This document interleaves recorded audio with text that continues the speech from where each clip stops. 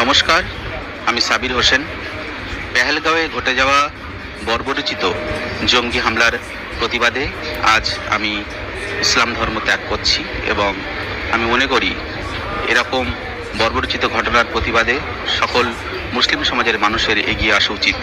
আমি সাবির হোসেন আবারও এই ঘটনার তীব্র প্রতিবাদ জানাই এবং এই ঘটনায় যারা দোষী তাদের চরম শাস্তি কামনা করি। আর নিহতদের প্রতি এবং তাদের পরিবারের প্রতি আমার সমবেদনা জানাই। ধন্যবাদ, নমস্কার।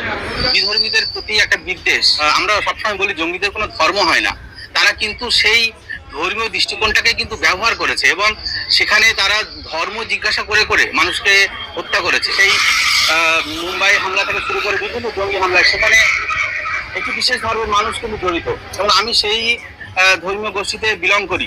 এটা আমি সত্যি লজ্জিত বোধ করছি নিজেকে।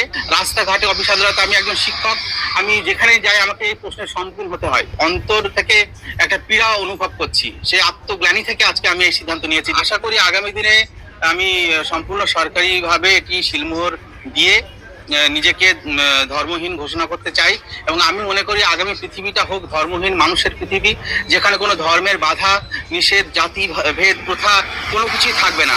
মানুষের পরিচয় হবে শুধুমাত্র মানুষ।